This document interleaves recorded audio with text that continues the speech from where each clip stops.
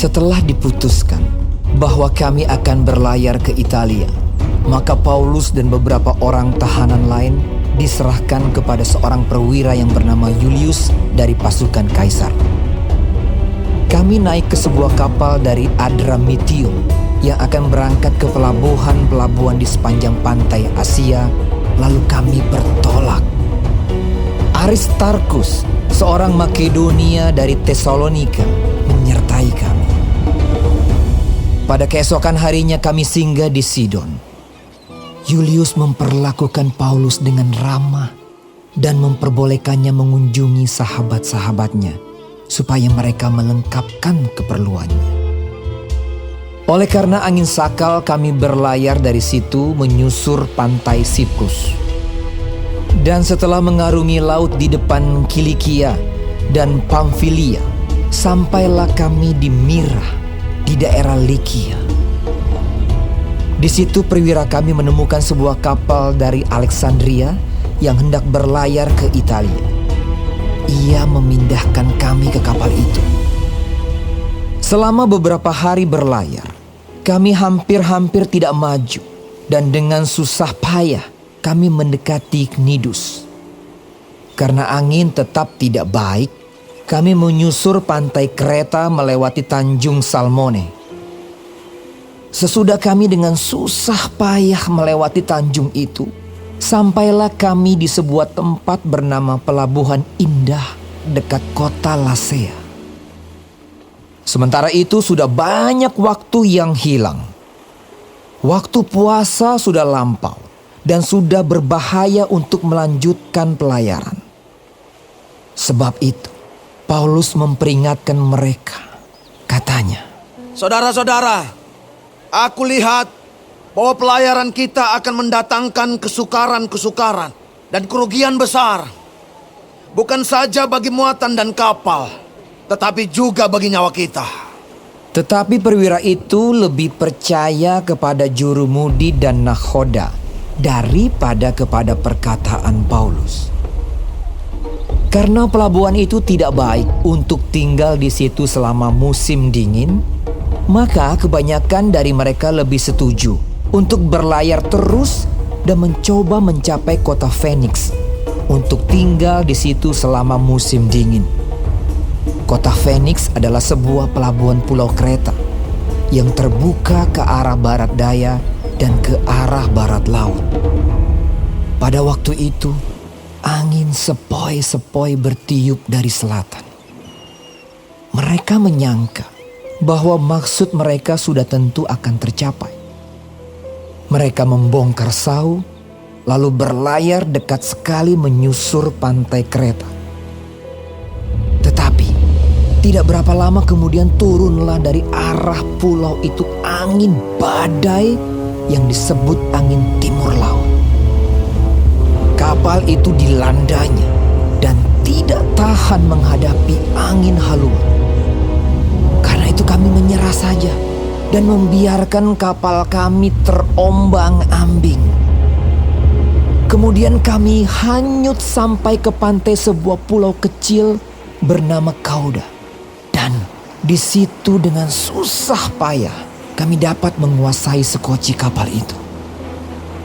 Dan setelah sekoci itu dinaikkan ke atas kapal, mereka memasang alat-alat penolong dengan meliliti kapal itu dengan tali. Dan karena takut terdampar di beting Sirtis, mereka menurunkan layar dan membiarkan kapal itu terapung-apung saja. Karena kami sangat hebat diombang-ambingkan angin badai, maka pada keesokan harinya mereka mulai membuang muatan kapal ke laut. Dan pada hari yang ketiga, mereka membuang alat-alat kapal dengan tangan mereka sendiri.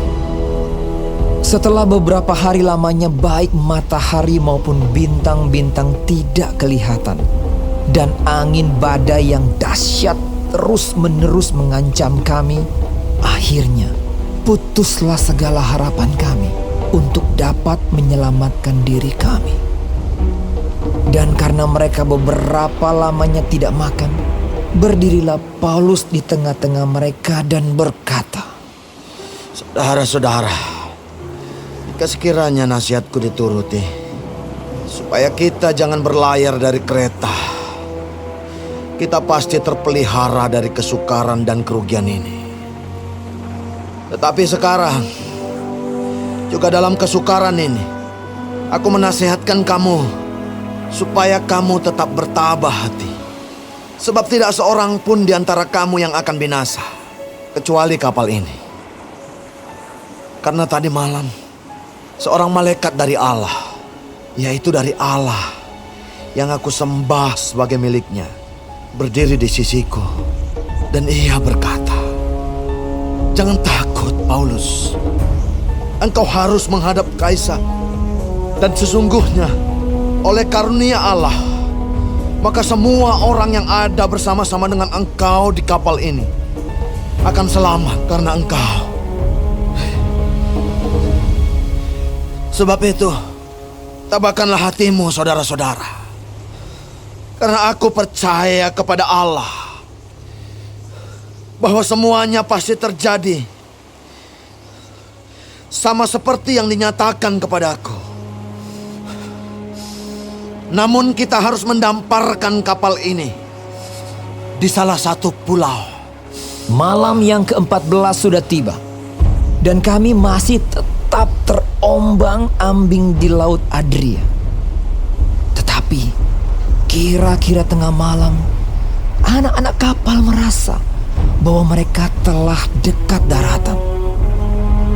Lalu mereka mengulurkan batu duga, dan ternyata air di situ 20 depa dalamnya.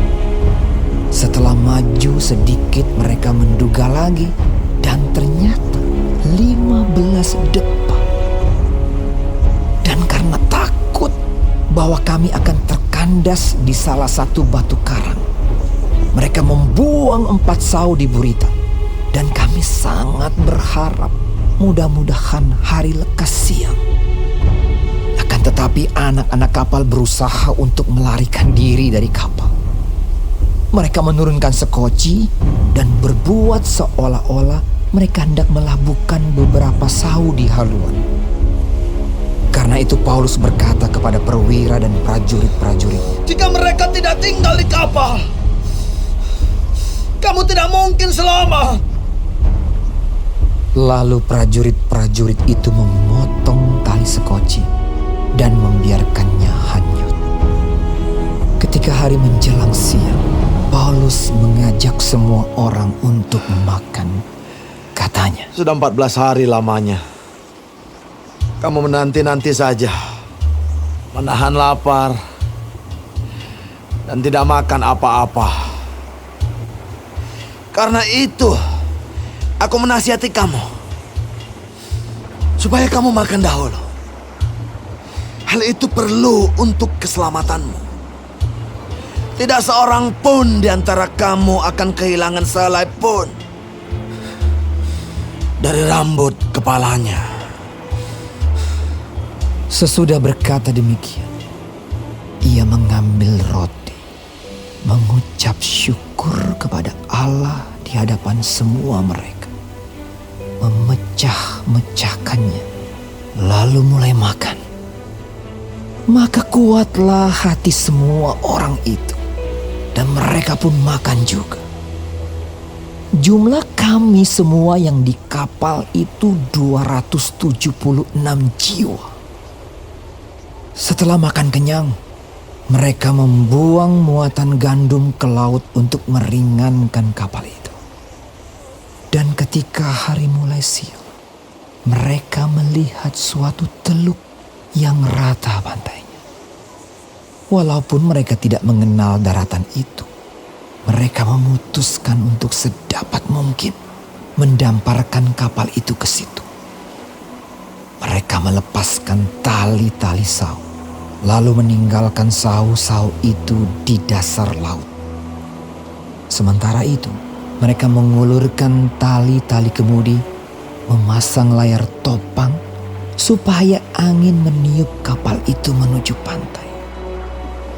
Tetapi mereka melanggar busung pasir dan terkandaslah kapal itu.